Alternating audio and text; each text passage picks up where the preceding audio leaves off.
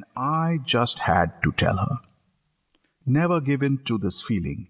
Nothing comes out of telling the person you love that you love him or her. It's bullshit. It's an urban legend.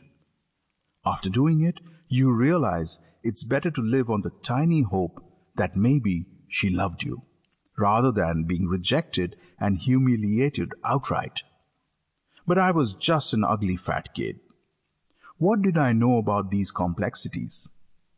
All I knew was that she was the girl of my dreams, and I liked her to bits. Let's just rewind a bit to tell you what happened in the last 7 years of my secret relationship with Nisha. A relationship about which Nisha herself knew nothing about. I loved her like crazy. Within the first week of seeing her, I knew her phone number, the street she lived on, what her parents did, what bus route she took, almost everything there was to be known about her. Though getting all this information seems regular right now, the year was 1996 and things were different back then. As time went by, my obsession escalated. After a year, and for the next 7 years, I walked 2 kilometers every day after school so that I could share the same bus route. For the next 7 years, I always took 2 school bags so that I could take a seat in 2 rows and decide later which row would give me a clearer view of her after she took her seat. I did these things on a very regular basis. And now that I think of it, I guess I should have gone to a doctor instead. Anyway, back then, I wasn't a big extrovert. But by the time 2003 came along, I had retreated so far into my shell that I had problems even engaging in everyday conversations with people. Why did this happen? My obsession, now at dizzy levels, made me believe that Nisha would hear every word I say, and that I needed to measure my words before saying them out loud.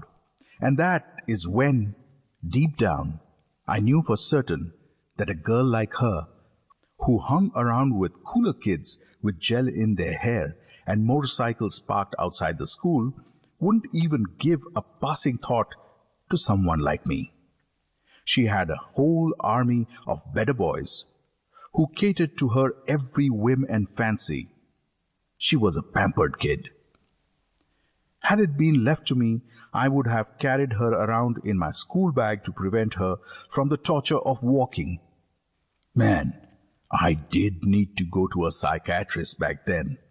But it was around that time that I realized that I was getting a little overboard, that it was just a crush and I had to get over it, especially since my grades had started to slip to unacceptable levels. I started to concentrate a little more on my engineering entrance examinations, putting everything else aside for a little while. It did soften my preoccupation with her. Sometimes I thought it would have been a lot easier for me had she started going out with somebody. But that's just pure speculation. I might have just killed myself, metaphorically speaking. I clearly remember it. It was the last day of our school when I mustered up the courage to go to her, my heart in my mouth, readying myself up for rejection. It was mostly out of panic because I felt I would never see her again. Who knew Facebook would burst into the scene in 3 years and you would always be in touch with friends you never wished you had? Anyway, she was almost set to go to some college in Delhi University, surrounded by boys and girls as cute as she was, and I was keeping my fingers crossed for my entrance examinations. I just had to tell her. I couldn't have chosen a worse time, though. It was only later that it came to my knowledge that there were 3 more guys, all of whom were better than I was, because being worse than me was kind of impossible, who had asked her out around those very days. All of them were turned down. Hi, I said.